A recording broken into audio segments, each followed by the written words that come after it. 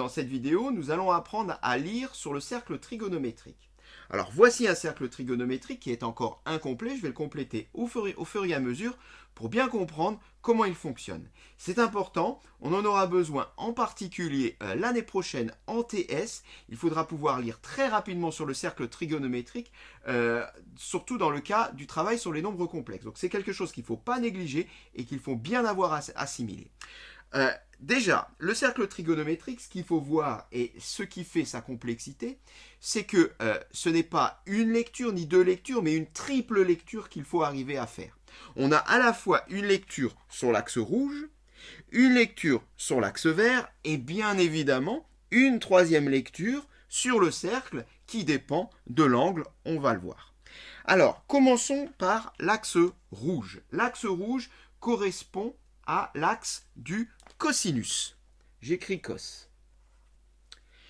Il a pour origine ici 0 et on va de moins 1 ici à 1. Tout ce qui est écrit en rouge correspond à la lecture sur l'axe de cosinus et non pas sur le cercle. Attention à ne pas confondre, c'est là justement qu'on peut se tromper. Ensuite, l'axe vert. L'axe vert, lui, correspond à l'axe des sinus. J'écris sin.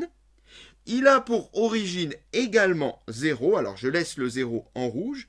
Et il va également de moins 1 tout en bas à 1 ici tout en haut.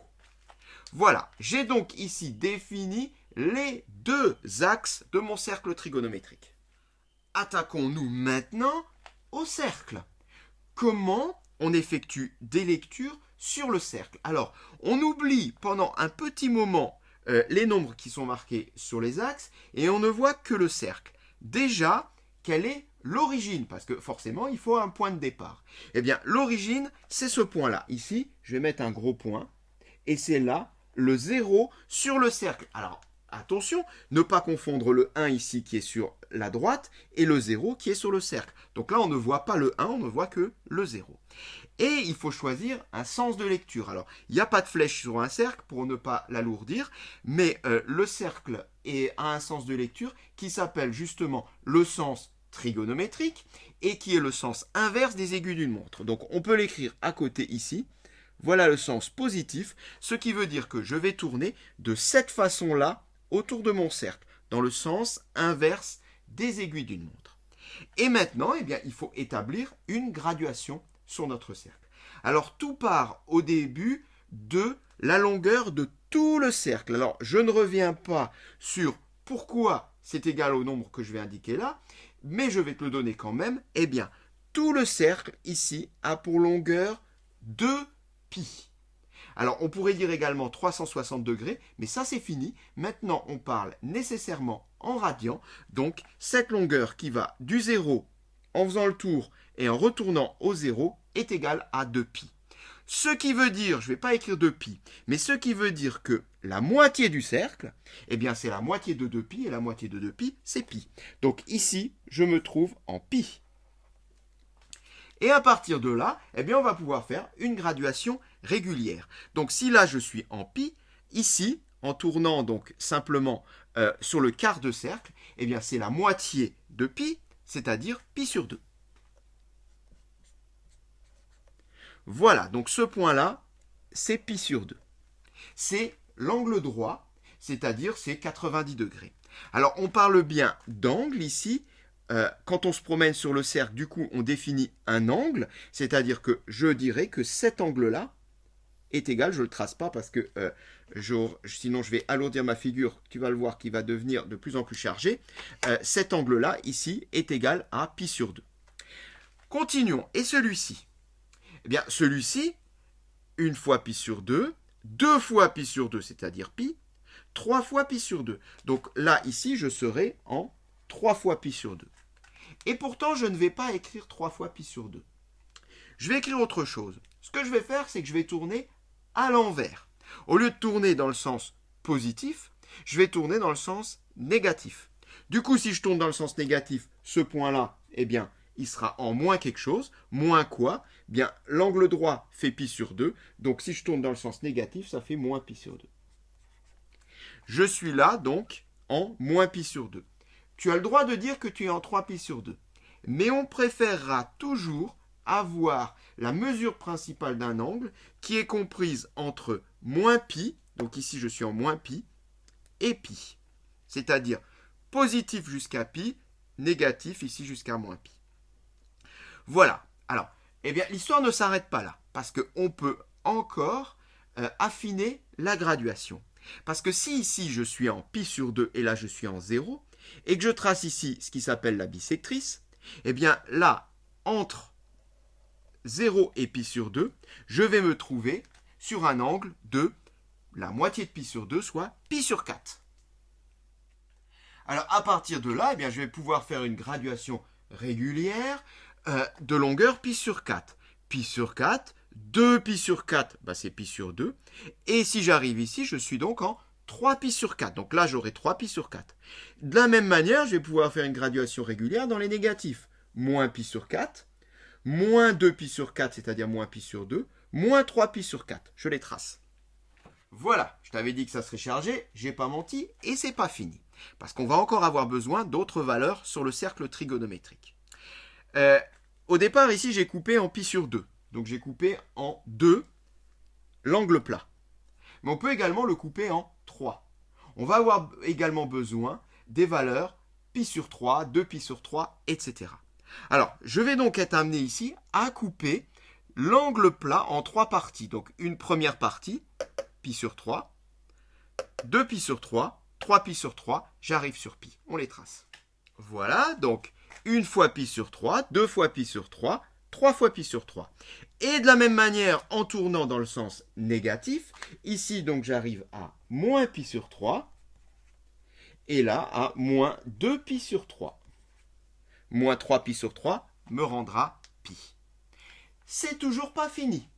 Parce que si on peut couper en pi sur 2, en pi sur 3, en pi sur 4, eh bien on va également couper non pas en pi sur 5, mais en pi sur 6, qui nous renvoie également, on le verra après, des cosinus et des sinus assez sympathiques.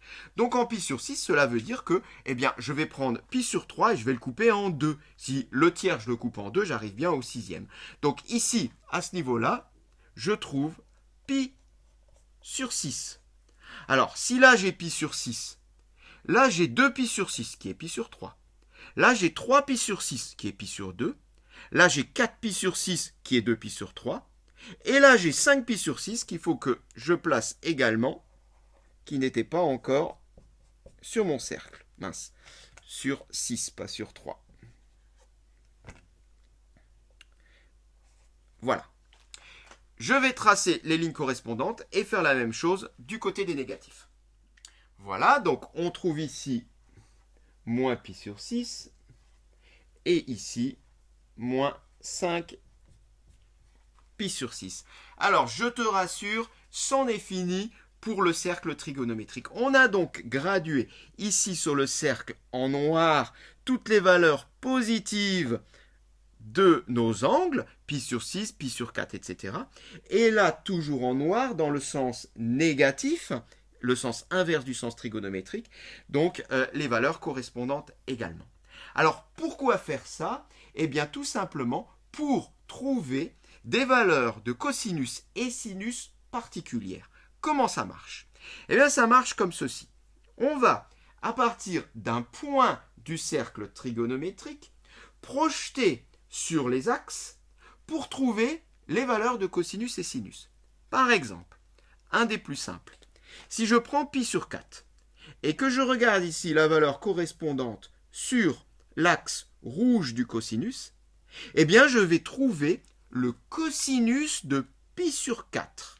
Traçons-le. Ici, je peux lire la valeur du cosinus de pi sur 4. Je ne dis pas encore combien ça fait.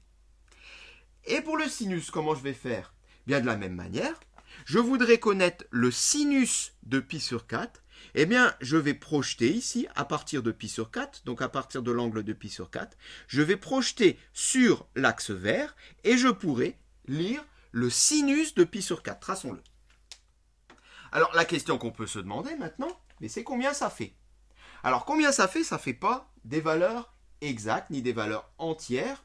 Pour cela, eh bien, on va s'en référer à notre tableau des valeurs particulières de cosinus et de sinus, qu'on peut rappeler, qui nous dit que eh bien, le cosinus de pi sur 4 est égal à racine de 2 sur 2, et le sinus de pi sur 4 est égal à racine de 2 sur 2. Ce qui veut dire que ici, je suis en racine de 2 sur 2, et là également. On peut les écrire. Voilà. Alors, pour l'instant, ça te paraît peut-être un peu complexe tout ça. Je vais te montrer après, une fois qu'on en aura écrit quelques autres, comment les retenir, parce que c'est assez facile.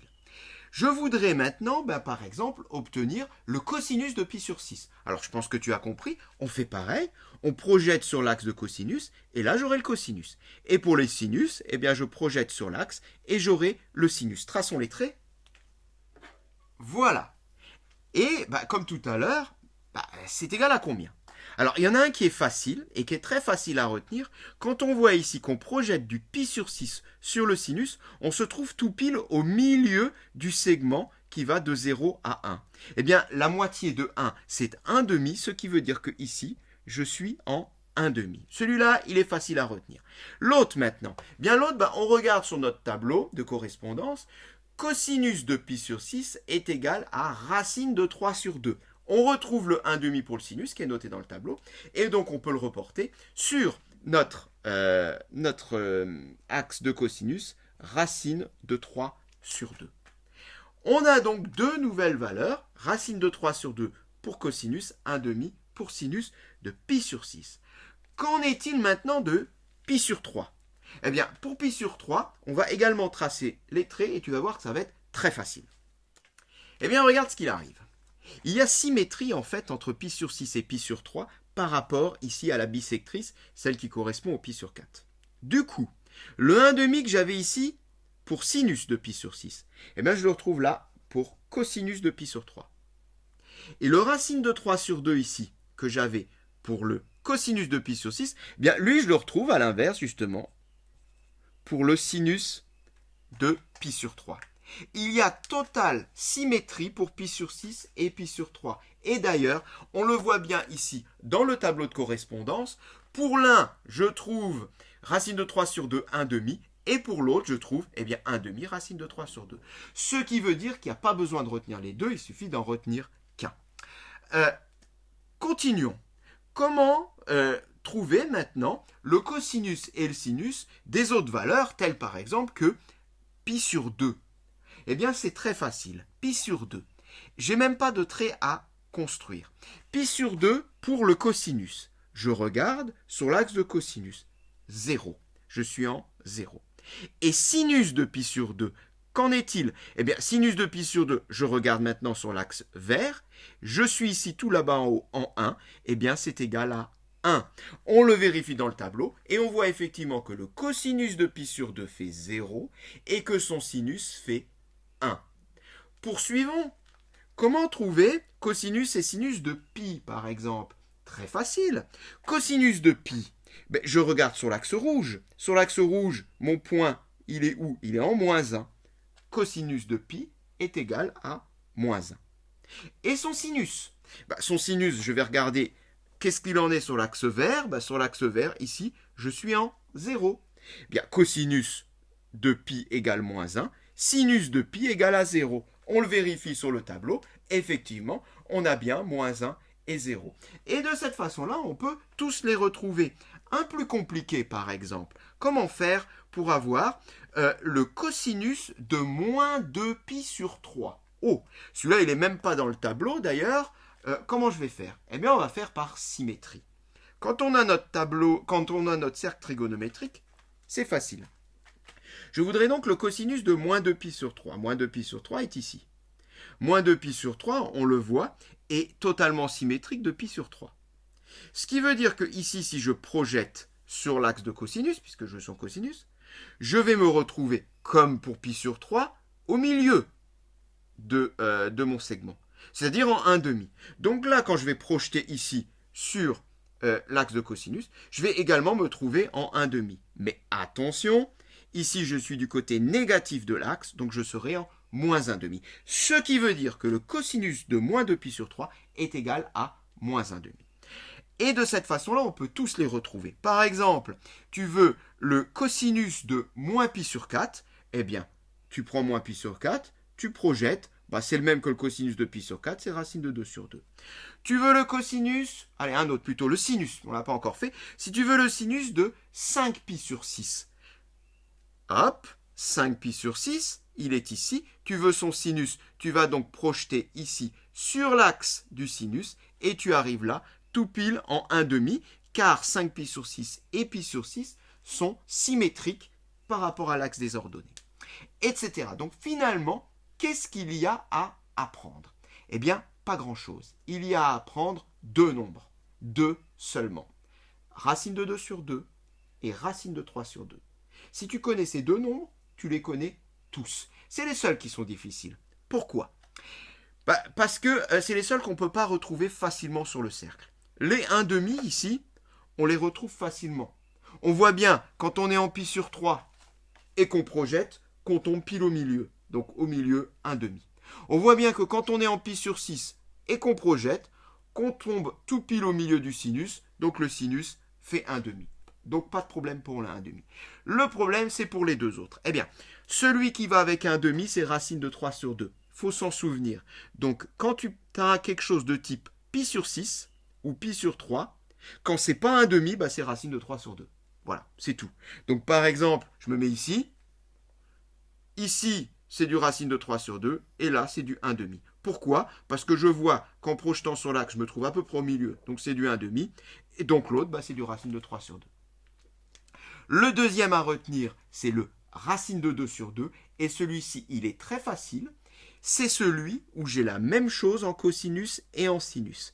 Donc, c'est celui qui est en pi sur 4 forcément, la moitié de pi sur 2. Tous les pi sur 4, tous les sur 4 me renvoient du racine de 2 sur 2, racine de 2 sur 2. Regarde par exemple si je prends du moins 3 pi sur 4, vu que je suis sur la bisectrice, ici et ici, je trouverai la même valeur. Quand c'est la même valeur, c'est du racine de 2 sur 2. Donc voilà cet énorme cercle trigonométrique. J'ai envie de dire, il y a deux choses à connaître. Racine de 2 sur 2 pour tous les sur 4 et racine de 3 sur 2 pour la famille des pi sur 6 et pi sur 3. Et cette séquence est terminée.